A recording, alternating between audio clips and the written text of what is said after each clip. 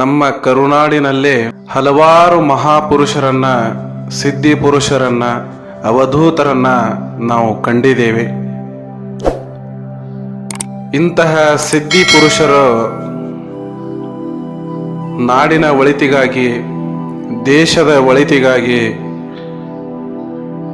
ಎಷ್ಟು ತಮ್ಮ ಜೀವನವನ್ನ ಮುಡಿಪಾಗಿಟ್ಟಿದ್ದಾರೆ ಅನ್ನೋದರ ಬಗ್ಗೆ ಸಾಕಷ್ಟು ನಿದರ್ಶನಗಳನ್ನು ನಾನು ನಿಮಗೆ ಹೇಳ್ತಾ ಬಂದಿದ್ದೇನೆ. ಇವತ್ತು ನಾನು ನಿಮ್ಮ ಮುಂದೆ ಹೇಳುವಂತಹ ಒಬ್ಬ ವಿಶೇಷ ವ್ಯಕ್ತಿಯ ಪವಾಡವನ್ನು ನಾನು ನಿಮಗೆ ಹೇಳ್ತಾ ಇದ್ದೀನಿ. ಈ ಸಿದ್ಧಿ ಪುರುಷ ಸಾಮಾನ್ಯ ಸಿದ್ಧಿ ಪುರುಷ ಅಲ್ಲ. ಯಮನನ್ನೇ ಸೋಲಿಸಿದಂತಹ ಮಹಾಸಿದ್ಧಿ ಪುರುಷ. 1400 ವರ್ಷಗಳವರೆಗೆ ಯಮ ಇವರನ್ನ ಕರೆದುಕೊಂಡು ಹೋಗಲು ಬಂದರೂ ಸಹ ಇವರನ್ನ ಕರ್ಕೊಂಡು ಹೋಗ್ಲಿಕ್ಕೆ ಆಗಲಿಲ್ಲ. ಅಂತಹ ಮಹಾಸಿದ್ಧಿ ಪುರುಷ ಯಾರು ಅಂತಂದ್ರೆ ಚಾಂಗದೇವ. 1400 ವರ್ಷಗಳ ಕಾಲ ಜೀವಿಸಿದಂತಹ ಮಹಾಪುರುಷ, ಮಹಿಮಾನ್ವಿತ. ಈಗಾಗಲೇ 750 ವರ್ಷಗಳವರೆಗೆ ಬದುಕಿರುವಂತಹ ಅಂಕಲಗಿಯ ಅಡವಿ ಸಿದ್ಧ ಮಹಾರಾಜರು ಅಂಥೇಳಿ ನೀವು ಕೇಳಿರಬಹುದು. ಅವರ ಜೀವನ ಚರಿತ್ರೆಯನ್ನ, ಅವರ ಪವಾಡಗಳನ್ನ ಈಗಾಗಲೇ ನಾನು ನಿಮಗೆ ಹೇಳಿದ್ದೇನೆ. ಅಂತಹ ಸಿದ್ಧಿ ಪುರುಷರ ಸಾಲಿಗೆ ಸೇರಿದವರು ಯಾರು ಅಂತಂದ್ರೆ ಚಾಂಗದೇವ ಪ್ರಭುಗಳು. ಧಾರವಾಡ ಜಿಲ್ಲೆಯ ನವಲಗುಂದ ತಾಲೂಕಿನ ನವಲಗುಂದ ನರಗುಂದ ಅಂತ ನೀವು ಕೇಳಿರಬಹುದು. ಆ ನವಲಗುಂದದಿಂದ ಸುಮಾರು ಒಂದು 8-10 ಕಿಲೋಮೀಟರ್ ಅಂತರದಲ್ಲಿ ನವಲಗುಂದದ ನಾಗಲಿಂಗ ಮಹಾಸ್ವಾಮಿಗಳು ಎಷ್ಟೋ ಮಹಾಸಿದ್ಧಿ ಪುರುಷರು, ಅವರಷ್ಟೇ ಅಥವಾ ಅವರಿಗಿಂತ ಹೆಚ್ಚಂತ ಹೇಳಬಹುದು. ಯಾಕಂದ್ರೆ ಸುಮಾರು 1400 ವರ್ಷಗಳು, 1400 ವರ್ಷಗಳವರೆಗೆ ತಮ್ಮ ಜೀವನವನ್ನ ನಡೆಸಿರುವಂತಹ ಮಹಾಪುರುಷ. ಯಮನೂರು ಅಂತ ಹೇಳಿ ಆ ಧಾರವಾಡ ಸಮೀಪ ನೀವು ಕೇಳಿರಬಹುದು ಅಥವಾ ನೋಡಿರಲೂಬಹುದು. ಆ ದೇವಸ್ಥಾನದ ಒಂದು ವಿಶೇಷತೆ ಏನು ಅಂತಂದ್ರೆ ಅಲ್ಲಿ ಹಿಂದೂ ಮುಸ್ಲಿಮರು ಅಂತ ಭೇದ ಭಾವ ಅನ್ನೋದೇ ಇಲ್ಲ. ಆ ಗುಡಿಯೊಳಗೆ ಮುಸಲ್ಮಾನರ ಪಂಜಾಗಳು ಸಹ ಇವೆ, ಹಿಂದೂಗಳ ಚಾಂಗದೇವನ ಮೂರ್ತಿನೂ ಸಹ ಇದೆ.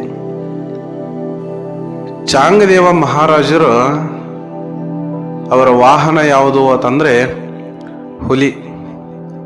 ಯಾವಾಗಲೂ ಹುಲಿಯ ಮೇಲೆ ಕುಂತು ಅವರು ಬರೋರು.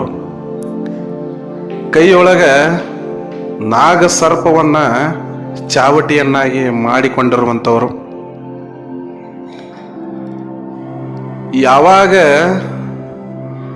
ಜ್ಞಾನದೇವ ಮಹಾರಾಜರು ಇದ್ರು, ಜ್ಞಾನದೇವ ಮಹಾರಾಜರು ಮತ್ತು ಚಾಂಗದೇವರಿಗೆ ಸ್ವಲ್ಪ ವಾಗ್ವಾದ ಆಗ್ತದೆ.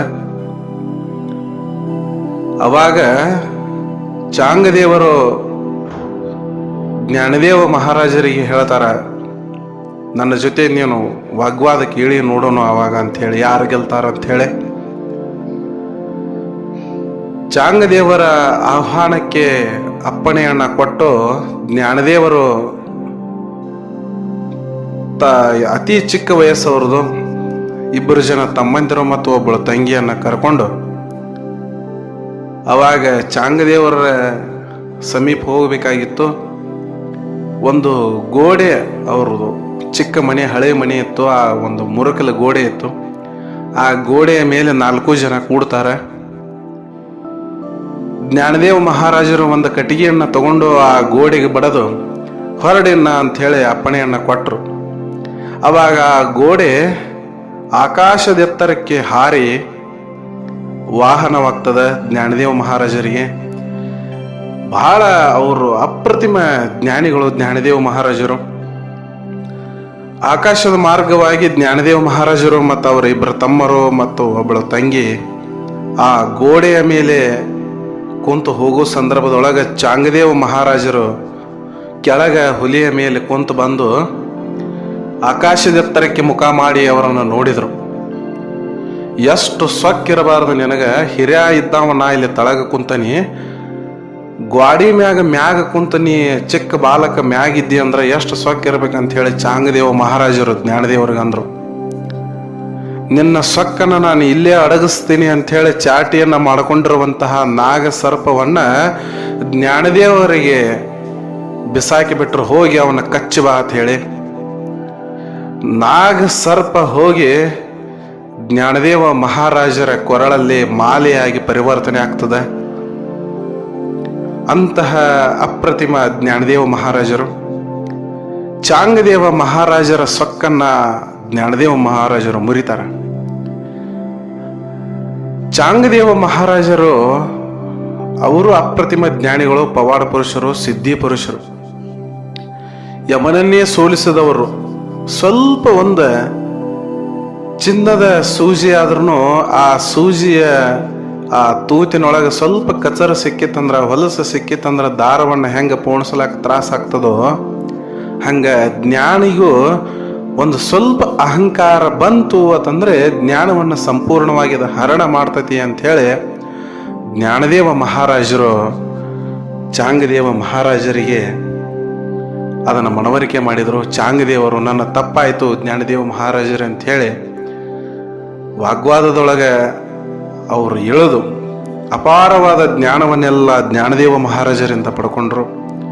ಸಾಕ್ಷಾತ್ ಶ್ರೀ ಪಾಂಡುರಂಗನ ಪರಮ ಭಕ್ತ, ಅವನ ಆಶೀರ್ವಾದದಿಂದ ಸಂಪೂರ್ಣವಾಗಿ ಜ್ಞಾನಿಯಾದಂತಹ ಜ್ಞಾನದೇವ ಮಹಾರಾಜರು ಚಾಂಗದೇವ ಮಹಾರಾಜರಿಗೆ ತಮ್ಮ ಜ್ಞಾನವನ್ನು ಹೇಳ್ತಾರೆ. ಜ್ಞಾನದೇವ ಮಹಾರಾಜರು ಅಷ್ಟೆಲ್ಲ ಹೇಳಿದ ಆ ಸನ್ನಿವೇಶ ಅಲ್ಲಿಗೆ ಮುಗಿದೋಯ್ತು. ಹಿಂಗೆ ಸುಮಾರು 1400 ವರ್ಷಗಳು ಈ ಚಾಂಗದೇವ ಮಹಾರಾಜರು ಪವಾಡಗಳನ್ನು ಮಾಡ್ತಾ ಮಾಡ್ತಾ ಎಷ್ಟು ಜನರಿಗೆ ಅವರ ಉದ್ಧಾರ ಮಾಡಿದ್ರು ಅಂತಂದ್ರೆ ಅವರಲ್ಲಿ ಎಂಥ ಅಪ್ರತಿಮವಾದ ಶಕ್ತಿ ಇತ್ತು ಅಂದ್ರೆ, ಸಾವಿನ ವ್ಯಕ್ತಿ ಅವನ ಮುಂದೆ ತಗೊಂಡು ಬಂದ್ರಂದ್ರೆ ಅವರು ಕಣ್ಣ ದೃಷ್ಟಿಯೊಳಗೆ ಆ ಸತ್ತಂತಹ ವ್ಯಕ್ತಿ ಬದುಕಿಕೊಳ್ಳುತ್ತಿದ್ದ. ಅಷ್ಟು ಅವರ ಕಣ್ಣಲ್ಲಿ ಆ ದಿವ್ಯ ತೇಜಸ್ಸು ಮತ್ತು ಅಷ್ಟು ಶಕ್ತಿ ಆ ಕಣ್ಣಿನೊಳಗೆ ಅಡಗಿತ್ತು. ಚಾಂಗದೇವ ಮಹಾರಾಜರಿಗೆ ಅತಿಯಾದ ಸಿಟ್ಟು ಬಹಳ ಇತ್ತು ಅವರಿಗೆ. ಎಷ್ಟು ಸಿಟ್ಟಪ್ಪ ಅಂತಂದ್ರೆ ಒಂದು ಸಣ್ಣ ಸಣ್ಣ ತಪ್ಪಿಗೂ ಅವರು ಕೆಂಡಾಮಂಡಲವಾಗುತ್ತಿದ್ರು, ಅಷ್ಟು ಸಿಟ್ಟು ಅವರಿಗೆ. ಆದ್ರೆ ಅಪ್ರತಿಮ ಜ್ಞಾನಿಗಳು. ಯಮ ಅವರನ್ನ ಕರ್ಕೊಂಡು ಹೋಗಬೇಕು ಅಂಥೇಳಿ ಮೊದಲನೇ ಸಲಕ್ಕೆ ಬಂದದ್ದು ಚಾಂಗದೇವರಿಗೆ ಗೊತ್ತಾಗಿತ್ತು. ಆ ಚಾಂಗದೇವರು ಏನು ಮಾಡಿದ್ರು ಅಂತಂದ್ರೆ, ಇನ್ನೇನು ಯಮ ಬಂದ ನನ್ನ ಆತ್ಮವನ್ನ ತಗೊಂಡು ಹೋತಾನ, ನನಗೆ ಸಾವು ಸಂಭವಿಸ್ತೈತಿ ಅಂತ ಹೇಳಿ ಏನು ಗುಹೆಯೊಳಗೆ ತಪಸ್ಸಕ್ಕೆ ಕೊಂಡ್ತಾರ ನೋಡ್ರಿ, ಎಲ್ಲ ತಮ್ಮ 7 ಚಕ್ರಗಳನ್ನ ಜಾಗೃತ ಮಾಡಿಕೊಂಡು ಆ ಆತ್ಮವನ್ನ ಬಂಧಿಸಿ ಬಿಡ್ತಾರ. ಯಮ ತನ್ನ ಕೈಯೊಳಗಿನ ಹಗ್ಗವನ್ನ ಚಾಂಗದೇವರ ಕೊರಳಿಗೆ ಒಗದ್ರ ಚಾಂಗದೇವರ ಕೊರಳೊಳಗ ಹಗ್ಗ ನಿಲ್ಲುತ್ತಿಲ್ಲಾಗಿತ್ತು.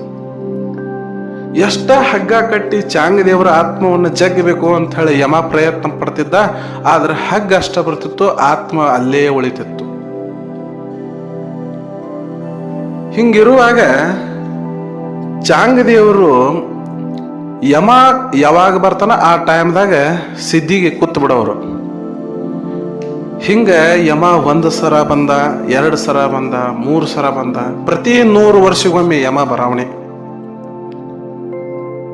ಇದನ್ನ ನೋಡಿ ಸಾಕ್ಷಾತ್ ಪರಮಾತ್ಮ ಯಮನಿಗೆ ಕರೆಸಿದ. ಯಾಕ ನೀನು ಭೂಲೋಕದ ಒಂದು ಪ್ರದೇಶಕ್ಕೆ ಪ್ರತಿ ವರ್ಷ ಹೋಗಿ ಖಾಲಿ ಬರ್ಲಕತ್ತಿ, ಏನು ಸಮಾಚಾರ ಅಂತಂದಾಗ, ಇಲ್ಲ ಮತ್ತ ಹಿಂಗಾಗೈತಿ, ಚಾಂಗದೇವರನ್ನ ಕರ್ಕೊಂಡು ಬರಾಕ ನನಗೆ ಆಗವತ್ತಾಗೈತಿ, ನೋಡಿ ಇನ್ನೂ ಪ್ರಯತ್ನ ಮಾಡು, ಯಾವಾಗ ಆಗತೈತೆ ನೋಡು ಅಂತ ಹೇಳಿ ಪರಮಾತ್ಮ ಇದ್ದಾವ ಯಮನಿಗೆ ಅಂದಂತ. ಪರಮಾತ್ಮ ಯಮನಿಗೆ ಹೇಳ್ತಾನೆ, ಭೂಲೋಕದ ಜನ ಭೂಮಿಯನ್ನ ಒಂದು ಮೃತ್ಯು ಲೋಕ, ಪಾಪದ ಲೋಕ ಅಂಥೇಳಿ ಎಲ್ಲ ಬೈಕೋತ ಅಡ್ಡಾಡ್ತಾರೋ, ಆ ಪಾಪಿಗಳ ಲೋಕದಲ್ಲಿ ಭಕ್ತರನ್ನ ಅಥವಾ ಜನರನ್ನ ಉದ್ಧಾರ ಮಾಡಾಕಂತ ಹೇಳಿ ಇಂಥ ಸಿದ್ಧಿ ಪುರುಷರು ಹುಟ್ಟಿರ್ತಾರಪ್ಪ ಯಮದೇವ.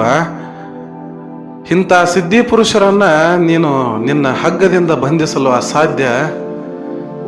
ಅವರು ಯಾವಾಗ ಚಾಂಗದೇವರು ಬರ್ತಾನತಾರೋ ಅವಾಗ ಕರ್ಕೊಂಡು ಬಾಪ, ಮತ್ತು ಸುಮ್ಮ ಯಾಕೆ ಹೋಗುತ್ತೀಯ ಅಂಥೇಳಿ ಪರಮಾತ್ಮನೂ ಸಹ ಯಮನಿಗೆ ಹೇಳ್ತಿದ್ದ. ಆದರೆ ಯಮಧರ್ಮ ತನ್ನ ಕರ್ತವ್ಯವನ್ನು ಬಿಡಬಾರದು ಅಂಥೇಳಿ ಪ್ರತಿ 100 ವರ್ಷಕ್ಕೊಮ್ಮೆ 14 ವರ್ಷಗಳ ಕಾಲ ಆ ಚಾಂಗದೇವರನ್ನ ಕರ್ಕೊಂಡು ಬರ್ಲಿಕ್ಕಂತ ಬರಾವ, ಮತ್ತೆ ಖಾಲಿ ಕೈಲಿ ಹೊಳ್ಳಿ ಹೋಗಾವ. ಹಿಂಗ ಅಲ್ಲಿ ರೂಢಿ ಒಳಗ ಏನಾಗಿ ಬಿಡ್ತು ಅಂತಂದ್ರ, ಅಲ್ಲಿದ್ದ ಜನರಿಗೆ ಮತ್ತು ಚಾಂಗದೇವರ ಸಹಚರರಿಗೆ ಯಮ ಧರ್ಮರಾಜ ಇಷ್ಟು ಸಲ ಈ ಊರಿಗೆ ಬರ್ಲಾಕತ್ತಲ್ಲ ಅಂಥೇಳಿ ಅಲ್ಲಿ ಜನ ಮಾತಾಡ್ತಿದ್ರು. ಯಮ ಇಷ್ಟು ಸಲ ಬಂದ ಊರು ಇದು ಧರ್ಮದ ಊರು, ಯಮನ ಊರು, ಯಮನೂರು ಅಂಥೇಳಿ ಅವಾಗಿ ನಡೆದಾದ ಆಯ್ತು ಅಂಥೇಳಿ ಜನರ ಒಂದು ಈಗಲೂ ಸಹ ನಂಬಿಕೆ. ಆ ಯಮನೂರೊಳಗೆ ಒಂದು ವಿಶೇಷತೆ ಐತಿ. ಏನಪ್ಪಾ ಅಂತಂದ್ರೆ, ಯಮನೂರಿನ ಆ ಚಾಂಗದೇವರ ದೇವಸ್ಥಾನದಿಂದ 1 ಕಿಲೋಮೀಟರ್ ದೂರದೊಳಗೆ ಒಂದು ಹಳ್ಳ ಹರಿತದ. ಬೆಣ್ಣೆ ಹಳ್ಳ ಅಂಥೇಳಿ ಅದಕ್ಕೆ ಕರೀತಾರೆ. ಹಳ್ಳ ಅಂದ್ರೆ ಇದೇನು ತುಂಬಿ ಹರಿಯುವಂತ ನದಿ ಅಲ್ರಿ. ಯಾವಾಗ ಮಳೆ ಅದು ಇದು ಸ್ವಲ್ಪ ಯಾವಾಗರೇ ಹೊಲದಾಗಿನ ನೀರು ಜಾಸ್ತಿ ಆಗಿದ್ದು ಮಾಡಿದ್ದು ಹಿಂಗೇನ್ರ ಹಳ್ಳದೊಳಗೆ ಮಿಕ್ಸ್ ಆಗಿದ್ದು ಅಂತಂದ್ರೆ ಸ್ವಲ್ಪ ನೀರು ಹರಿತಿರ್ತಾವ ಅಷ್ಟೆ. ಆದರೆ ಜಾಸ್ತಿ ಮಳೆ ಆಯಿತು ಅಂತಂದ್ರೆ ಬೆಣ್ಣೆ ಹಳ್ಳ ಪ್ರವಾಹದ ರೂಪದೊಳಗೆ ಉಕ್ಕಿ ಹರಿತೈತಿ. ಇದು ಸುಮಾರು 1 ಕಿಲೋಮೀಟರ್ ಅಂತರದೊಳಗೆ ಐತಿ. ಈ ಹಳ್ಳದ್ದು ಸಹ ಏನು ವಿಶೇಷತೆ ಅಂತಂದ್ರೆ, ಬೆಣ್ಣೆ ಹಳ್ಳ ಕೇವಲ ಈಗಲೂ ಸಹ ನಾವು ನೋಡಬಹುದು, ಒಂದು ಪಾದಗಳು ಸಹ ಮುಳುಗುವಷ್ಟು ನೀರು ಅಷ್ಟೇ. ಅಲ್ಲೆಲ್ಲಿ ಜನ ಏನು ಮಾಡ್ತಿರ್ತಾರಂದ್ರೆ, ಆ ಉಸುಕನ್ನೆಲ್ಲ ಹಡ್ಡಿ ಒಂದು ದೊಡ್ಡ ತೆಗ್ಗ ತೆಗೆದು ಅದ್ರೊಳಗಿನ ನೀರನ್ನ ಏನಪ್ಪಾ ಅಂತಂದ್ರೆ ಆ ವರ್ತಿ ಅಂತ ಹೇಳಿ ಕರೀತಾರೆ ಅದನ್ನ. ಅದ್ರೊಳಗೆ ನೀರು ಬಂದ ನಂತರ ಅದನ್ನ ತಗೊಂಡು ಸ್ನಾನ ಮಾಡ್ತಾರೆ. ಇನ್ನು ಎಷ್ಟು ಜನ ಅಲ್ಲಿ ಸ್ನಾನ ಮಾಡ್ತಾರೋ ಅಂತಂದ್ರೆ ನಮಗೆ ಹೆಜ್ಜೆ ಇಡಲಾಕ ಸಹ ಆಗೋದಿಲ್ಲ, ಅಷ್ಟು ಜನ ಅಲ್ಲಿ ಸ್ನಾನ ಮಾಡ್ತಿರ್ತಾರೆ. ಎಲ್ಲರೂ ನೀರನ್ನ ಸ್ನಾನ ಮಾಡಿ ಮಾಡಿ ಮಾಡಿ ಮಾಡಿ ನೀರು ಎಷ್ಟು ಹೊಲಸಾಗಿರ್ತಾವತ್ತಂದ್ರೆ ಅವು ರಾಡಿ ಕಲಕ ನೀರಾಗಿ ಬಿಟ್ಟಿರ್ತಾವ. ಅಂತಹ ಕಲಕ ನೀರಿನೊಳಗೂ ಒಂದು ವಿಶೇಷತೆ ಏನು ಅಂತಂದ್ರೆ, ಎಂತಹ ಚರ್ಮ ರೋಗಿ ಆ ನೀರನ್ನ ತನ್ನ ಮೈಗೆ ಪ್ರೋಕ್ಷಣೆ ಮಾಡಿಕೊಂಡ ಆತಂದ್ರ ಅಥವಾ ಅಲ್ಲಿ ಸ್ನಾನ ಮಾಡಿದ ಆತಂದ್ರೆ ಆ ದೇಹದ ರೋಗ ಸಂಪೂರ್ಣವಾಗಿ ಅದೆಲ್ಲ ಕಡಿಮೆ ಆಗಿ ಹೋಗ್ತದೆ. ಚಾಂಗದೇವನ ಆಶೀರ್ವಾದ ಸಂಪೂರ್ಣವಾಗಿ ಆ ಬೆಣ್ಣೆ ಹಳ್ಳದ ಮ್ಯಾಗ ಐತಿ. ಇನ್ನೊಂದು ವಿಶೇಷತೆ ಏನಂತಂದ್ರೆ, ಹಿಂದೆ 1 ಕಿಲೋಮೀಟರ್ ಬಂದ್ರೆ ಸಿಹಿ ನೀರು, ಮುಂದೆ 1 ಕಿಲೋಮೀಟರ್ ಹೋದ್ರೆ ಆ ಒಗರಾದ ನೀರಂತ ಅಲ್ಲಿ ಸಿಗತೈತಿ. ಅದನ್ನ ಎಷ್ಟೋ ಜನ ಪರೀಕ್ಷೆ ಮಾಡಿ ಹೋಗ್ಯಾರ. ಇದು ಹೆಂಗ ಸಾಧ್ಯ, ಇಲ್ಲಿ ಏನಾರ ಐತಿ ಅಂತ ಹೇಳಿ ಪರೀಕ್ಷೆ ಮಾಡೋರು ನೋಡ್ರಿ. ಈಗಿನ ಕಾಲದೊಳಗೆ ಪರೀಕ್ಷೆ ಮಾಡೋರು ಏನು ಕಡಿಮೆ ರೀ. ಒಂದು ಸಣ್ಣ ಸಿದ್ಧಿ ಆಗೈತೆ ಅಂದ್ರೂ ಅದನ್ನ ಹೊರಗೆ ಹಚ್ಚಿ ನೋಡ್ಲಕ್ಕಂತ ಹೇಳಿ ಸಾವಿರಾರು ಗಟ್ಟಲೆ ಜನ ಬರ್ತಾರೆ. ಅಂಥದ್ರೊಳಗೆ ಆ ನದಿಯೊಳಗೆ ಏನಾಗಿರ್ಬೋದು, ಆ ಹಳ್ಳದೊಳಗೆ ಹೆಂಗೆ ವಿಶೇಷತೆ ಇರಬಹುದು, ಮೊದಲ ಸಿಹಿ ನೀರು ನಂತರ ಒಗರು ನೀರು ಒಮ್ಮೆದೊಮ್ಮೆ ಚೇಂಜ್ ಆಗಿಬಿಡ್ತತಿ. ಹೆಂಗ ಅಂತ ಹೇಳಿ ಎಷ್ಟೋ ಜನ ವಿಜ್ಞಾನಿಗಳು ಈ ನೀರಿನೊಳಗೆ ಏನು ಪವಾಡ ಐತಿ ಅಂತ ಹೇಳಿ ಅದನ್ನ ಹೋಗಿ ಚೆಕ್ ಮಾಡಿರು. ಔಷಧಗಳಿಂದ ಕಡಿಮೆ ಆಗಲಾರದಂತ ಚರ್ಮ ರೋಗ ಆ ನೀರಿನಿಂದ ಕಡಿಮೆ ಆಗ್ತೈತಿ. ಇನ್ನೂವರೆಗೆ ಅದನ್ನು ನೀವು ಎಷ್ಟೇ ಪರೀಕ್ಷೆ ನೀವು ಇನ್ನೂ ಆದ್ರೂ ಮಾಡ್ಬೋದು. ನೀವು ಔಷಧಿಯ ಗುಣ ಆ ನೀರಿನೊಳಗ ಚಾಂಗದೇವನ ಆಶೀರ್ವಾದದಿಂದ ಇನ್ನೂ ಸಹ ಅಲ್ಲಿ ಐತಿ. ಇನ್ನು ಅಲ್ಲಿ ನೋಡ್ರಿ, ನಾನು ನಿಮಗೆ ಮೊದಲ ಹೇಳೀನಿ, ಹಿಂದೂ ಮುಸ್ಲಿಮರ ಭಾವೈಕ್ಯತೆಯ ಸಂಗಮ ಅಂತ ಹೇಳಿ ಅದು. ಮುಸ್ಲಿಮರು ಅದನ್ನ ಉರ್ಸ್ ಅಂತ ಹೇಳಿ ಕರೀತಾರ, ಹಿಂದೂಗಳು ಅದನ್ನ ಜಾತ್ರೆ ಅಂತ ಕರೀತಾರ. ಆದ್ರೆ ವರ್ಷದ 12 ತಿಂಗಳುಗಳು ಪ್ರತಿದಿನವೂ ಅಲ್ಲಿ ಜಾತ್ರೆ ಇದ್ದಂಗ ಇರ್ತೈತಿ. ಅಷ್ಟು ಜನ ಅಲ್ಲಿ ಕಿಕ್ಕಿರಿದು ಸೇರಿರ್ತಾರ. ಪ್ರತಿದಿನ ಜಾತ್ರೆ ಇದ್ದಂಗ್ರಿ. ನೀವು ಯಾವಾಗ ಬೇಕಾದ್ರೂ ಹೋಗಿರೋ ನೀವು ನೋಡ್ಬೋದು. ಬೆಣ್ಣಿ ಹಳ್ಳ ಒಳಗ ಅಷ್ಟೇ ಜನ, ಆ ಗುಡಿ ಒಳಗನು ಅಷ್ಟೇ ಜನ. ಇನ್ನು ಜಾತ್ರೆ ಸಂದರ್ಭ ಉರುಸ್ ಅಂತ ಹೇಳಿ ಬತ್ತಂದ್ರ ಆವಾಗ ಅದನ್ನ ಹೇಳ್ತಿರೋದು. ಆ ಸಂದರ್ಭದೊಳಗೆ ಒಂದು ವಿಶೇಷವಾದಂತಹ ಪವಾಡ ಆಗತೈತಿ. ಏನಪ್ಪಾ ಅಂತಂದ್ರ ಅದು, ಆ ದೇವಸ್ಥಾನದ ಪೂಜಾರಿಗಳು ಮಡಿಲೆ ನೀರು ತರಬೇಕಂತ ಹೇಳಿ ಗುಡಿಯಿಂದ ಆ ಬೆಣ್ಣಿ ಹಳ್ಳದವರೆಗೂ ಸುಮಾರು 1.5 ಕಿಲೋಮೀಟರ್ ದೂರ ಐತೆ ಅದು. ಅಲ್ಲಿಂದ ನಡ್ಕೋತ ಬರೋ ಸಂದರ್ಭದೊಳಗೆ ಆ ಗುಡಿಯ ಅರ್ಚಕರು ನೆಲದ ಮ್ಯಾಗ ಕಾಲ ಇಡೋದಿಲ್ಲ, ಅಂತರಾಳನೇ ಇರ್ತಾರ ಅವರು.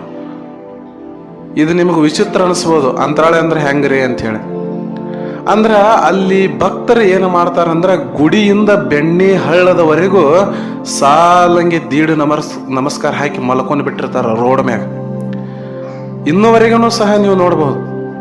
ಆ ಅರ್ಚಕರು ಅವರ ಬೆನ್ನ ಮ್ಯಾಗ ಕಾಲು ಇಟ್ಕೋತ ಹೋಗ್ತಾರ.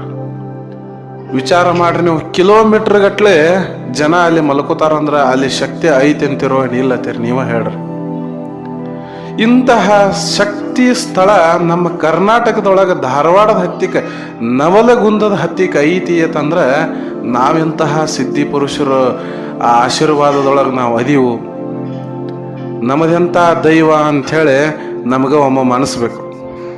ಆ ಬೆಣ್ಣಿ ಹಳ್ಳದಿಂದ ನೀರು ತುಂಬಿಕೊಂಡ ಅರ್ಚಕರು ಏನು ಮಾಡ್ತಾರಂದ್ರ ಮತ್ತೆ ಹೊಳ್ಳಿ ಗುಡಿಗೆ ಹೋಗುವವರೆಗೂ ಮತ್ತೆ ಮಲ್ಕೊಂಡಿರುವಂತ ಜನ ಅವರೆಲ್ಲ ಎದ್ದು ಹೋಗಿ ಹೊಸ ಜನ ಮತ್ತೆ ಮಲ್ಕೋತಾರ್ರಿ. ಅವರ ಬೆನ್ನ ಮ್ಯಾಗ ಕಾಲಿಟ್ಕೋತ ಗುಡಿ ತಳಕ ಅರ್ಚಕರ ಹೋಗಿ ಅಲ್ಲಿ ನೀರಿನಿಂದ ದೀಪವನ್ನ ಉರಿಸ್ತಾರ. ಒಂದು ದಿನ ಈ ಪವಾಡ ನಡೀತೈತಿ. ನೀರಿನಿಂದ ಆ ದೀಪ ಉರಿತೈತಿ. ನೋಡ್ರಿ ಎಂತಹ ಪವಾಡ ಇದು. ನಮಗೆ ಅನಿಸ್ಬೋದು ಈಗ 21ನೇ ಶತಮಾನಕ್ಕೆ ಬಂದ್ರು ವಿಜ್ಞಾನ ಇಷ್ಟೆಲ್ಲ ನಾವು ಮುಂದುವರೆದ್ರು, ಎಂತೆಂಥ ಆವಿಷ್ಕಾರಗಳು ಬಂದ್ರು ಇಂತಹ ಕೆಲವೊಂದು ಪವಾಡಗಳನ್ನು ನಾವು ಪತ್ತೆ ಹಚ್ಚಲಿಕ್ಕೆ ಸಾಧ್ಯ ಇಲ್ಲ. ಜಗತ್ತಿನೊಳಗೆ ಎಷ್ಟೇ ವಿಜ್ಞಾನ ಇನ್ನೂ 100 ವರ್ಷ ಮುಂದೆ ಹೋಗಿ ಅವ್ರು ಏನೇ ಕಂಡು ಹಿಡಿದ್ರು ಸಹ ಆಧ್ಯಾತ್ಮದ ಶಕ್ತಿ ಮತ್ತು ಪವಾಡಗಳನ್ನು ಎಂದಿಗೂ ಅದನ್ನು ಕಂಡು ಹಿಡಿಲಕ್ಕೆ ಸಾಧ್ಯ ಇಲ್ಲ. ಅದು ಕೇವಲ ಆಧ್ಯಾತ್ಮದಿಂದ ಮಾತ್ರ ಸಾಧ್ಯ. ನಾವು ಇಂಗ್ಲಿಷ್ನ್ಯಾಗ ಮಿರಾಕಲ್ಸ್ ಅಂತ ಹೇಳಿ ಮಾತಾಡ್ತೀವಿ. ಏನೋ ಮಿರಾಕಲ್ಸ್ ಆಯ್ತು ಅಂತೇಳಿ. ಯಾರು ಎಲ್ಲೆಲ್ಲೋ ಮಿರಾಕಲ್ಸ್ ಯಾಕೆ ಮಾಡೋದು ಬೇಕು? ನಮ್ಮ ಕನ್ನಡ ನಾಡಿನ ಜನರೊಳಗೆ ಎಂತಹ ಅದ್ಭುತ ಶಕ್ತಿ ಐತಿ. ಪವಾಡ ಪುರುಷರು ನಮ್ಮ ಮಣ್ಣಿನೊಳಗೆ ಎಲ್ಲ ಏನಪ್ಪ ಅಂತಂದ್ರೆ ಅವರು ಸಿದ್ಧಿಗಳನ್ನು ಮಾಡಿ ಹೋಗಿದ್ದಾರೆ. ಅಂತಹ ಪುರುಷರ ನಡಬರಕ ನಾವೆಲ್ಲ ಇಲ್ಲಿ ಬಂದೀವಂದ್ರೆ ನಮ್ಮದು ಒಂದು ಎಂಥ ಪುಣ್ಯ ಇರಬೇಕು ನೋಡ್ರಿ. ಚಾಂಗ ದೇವರಿಗೆ ಕೊನೆಯದಾಗಿ 14 ವರ್ಷಗಳು ಮುಗಿದ ನಂತರ ಇನ್ನು ಈ ದೇಹ ಸಾಕು ಅಂಥೇಳಿ ಅವರಿಗೆ ಒಂದು ತಿರಸ್ಕಾರದ ಭಾವ ಬರ್ಲಕ್ಕೆ ಚಾಲು ಆಯಿತು. ಎಷ್ಟು ದಿನ ಇನ್ನು ಹಂಗೆ ಇರಬೇಕು ಅಂಥೇಳಿ. ಅವಾಗ ಈ ಭಾವನೆ ಬಂದಿದ್ದೇ ತಡ ದೇಹ ನಿತ್ರಣ ಆಗ್ಲಕ್ಕೆ ಶುರು ಆಯಿತು. ಹಲವಾರು ಸಮಸ್ಯೆಗಳು ಅವರಿಗೆ ಚಾಲು ಆದವು. ಚರ್ಮ ರೋಗಗಳು ಚಾಲು ಆದವು. ನರಳಿ ಏನಪ್ಪ ಅಂತಂದ್ರೆ ಚಾಂಗದೇವರು ತಮ್ಮ ಕೊನೆಯ ಉಸಿರನ್ನು ಎಳಿತಾರೆ. 1400 ವರ್ಷಗಳ ಕಾಲ ಅವರು ಬದುಕಿರುವಂತಹ ಸಿದ್ಧಿ ಪುರುಷರು. ಇವರ ದೇವಸ್ಥಾನಕ್ಕೆ ಪ್ರತಿಯೊಬ್ಬರು ನೀವು ಭೇಟಿ ಕೊಡ್ರಿ. ಯಾರಿಗೆ ಚರ್ಮ ರೋಗ ಇದ್ರೂ ಅವ್ರನ್ನ ಕರ್ಕೊಂಡು ಬಂದ ಬೆಣ್ಣೆ ಹಳ್ಳದೊಳಗೆ ಸ್ನಾನ ಮಾಡಿಸ್ರಿ, ಅಲ್ಲಿ ಹರಕೆ ಕಟ್ಕೋರಿ. ಇನ್ನೂವರೆಗೂ ಇದು 100ಕ್ಕೆ 100ರಷ್ಟು ಸತ್ಯ ಅಂತ ಹೇಳಿ ನಾ ಇಲ್ಲಿ ಹೇಳ್ತಾ ಇದ್ದೀನಿ. ಚರ್ಮ ರೋಗ ಸಂಪೂರ್ಣವಾಗಿ ಗುಣ ಆಗ್ತೈತಿ. ಚಾಂಗದೇವರ ಆಶೀರ್ವಾದ ನಮ್ಮ ಮ್ಯಾಗ ಸದಾ ಇರಲಿ, ನಿಮ್ಮ ಮೇಲೂ ಸದಾ ಇರಲಿ ಅಂತ ಹೇಳ್ತಾ ಮತ್ತೊಂದು ಮಹಾಪುರುಷರ ಸಿದ್ಧಿ ಪುರುಷರ ಪವಾಡದ ಜೊತೆಗೆ ನಾನು ಮತ್ತೆ ನಿಮ್ಮ ಮುಂದೆ ಬರ್ತೀನಿ. ಅಲ್ಲಿಯವರೆಗೂ ನಮಸ್ಕಾರ. ನಮ್ಮ ಚಾನಲ್ ಸಬ್ಸ್ಕ್ರೈಬ್ ಮಾಡಿ, ಬೆಲ್ ಗುರುತಿನ ಬಟನ್ ಒತ್ತಿರಿ. ಅದರಿಂದ ನಿಮಗೆ ನಮ್ಮ ಮುಂದಿನ ವಿಡಿಯೋಗಳ ಬಗ್ಗೆ ಮಾಹಿತಿ ಸಿಗುತ್ತದೆ. ನಮ್ಮ ಈ ವಿಡಿಯೋ ನಿಮಗೆ ಮೆಚ್ಚುಗೆಯಾಗಿದ್ದರೆ ಲೈಕ್, ಶೇರ್, ಕಾಮೆಂಟ್ಸ್ ಮಾಡಲು ಮರೆಯದಿರಿ.